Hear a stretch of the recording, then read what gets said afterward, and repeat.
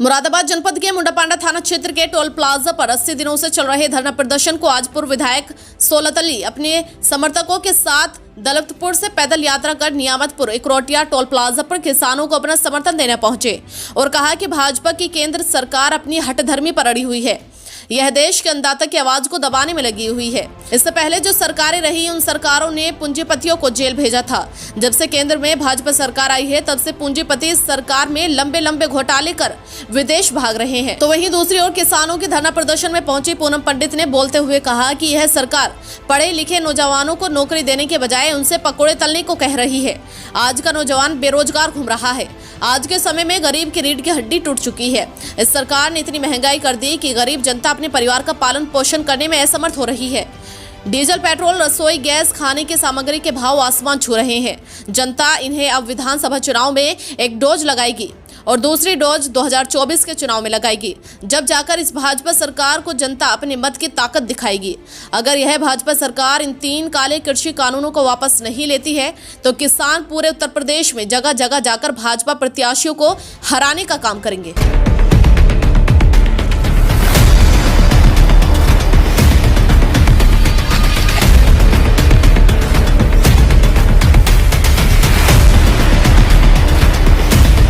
किसानों का आपने समर्थन किया है, कितने लोग यहाँ जमा हुए हैं और किसानों के लिए क्या क्या मांगे आपने? देखिए, यहाँ पे हमारे किसान यूनियन की तरफ से हमारे किसान भाई लगभग 3 महीने से धरने पर बैठे हुए हैं।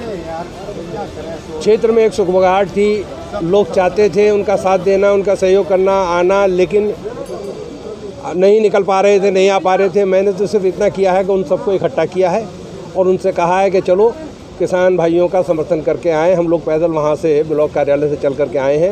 हज़ारों की संख्या में लोग हैं हमारे साथ। ये प्रोग्राम बिना किसी पार्टी, बिना किसी बैनर, बिना किसी नेता के नेतृत्व के है।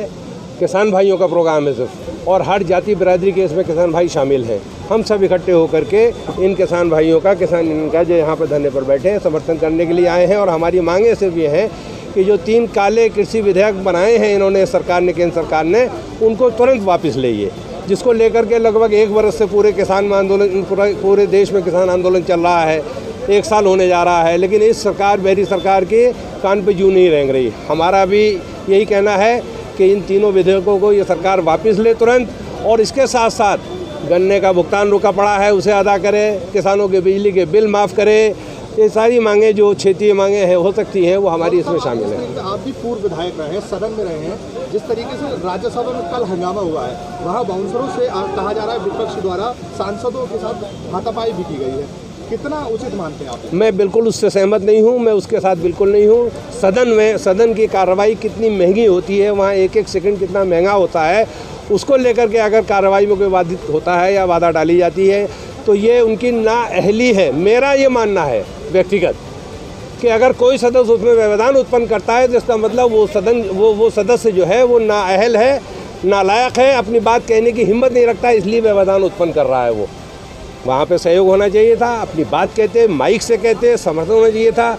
जैसे कि मुझे नहीं किसी राजनीतिक दल का नाम लेना चाहिए, लेकिन CAA जब पास हुआ था राज्यसभा में तो 5 वोटों से पास हुआ CAA। 11 सदस्य समाजवादी पार्टी के, जिसमें हिंदू मुसलमान सब थे, 5 सदस्य मायावती जी के, 4 सदस्य मायावती जी के, 15 सदस्यों ने जानबूझ करके वॉकआउट किया और 5 वोटों से CAA बिल पास हो गया राज्यसभा में। अगर वो 15 सदस्य वहाँ वोट करते तो CAA बिल पास नहीं होता। इसलिए मेरा ये मानना है कि जो सदस्य व्यवधान उत्पन्न करता है कार्रवाई में, वो अपने आप लायक नहीं है, वो जानबूझ करके अपने अज्ञानता को छिपाता है। और वहाँ पे एक आखिरी सवाल मेरा ये है कि जिस तरीके से किसान लगातार देश में प्रदर्शन कर रहे हैं, ये सरकार आरोप लगा रही है, सरकार के बड़े मंत्री आरोप लगा रहे हैं कि विपक्ष कहीं ना कहीं किसानों को उस्काने का काम कर रहा है, कितनी सच्चाई है? नहीं, गलत। किसान भाई विपक्ष में भी हैं, सत्ता पक्ष में भी हैं। सत्ता पक्ष के भी बहुत सारे ऐसे MLA और MP हैं जो पार्टी के उससे मजबूर तो हैं नीतियों से, लेकिन चाहते हैं कि इस आंदोलन का समर्थन करें, और गाहे बेगाहे आगे पीछे चोरी छिपे वो अपना समर्थन दे भी रहे हैं। ये सबकी लड़ाई है, पूरे देश के किसान भाइयों की लड़ाई है। ये कृषि प्रधान देश है, कृषि पर निर्भर है सब कुछ। यहाँ पे कृषि, यहाँ पे 125 करोड़ लोगों के खाने पीने का किसान इंतजाम करता है, उत्पादन करता है।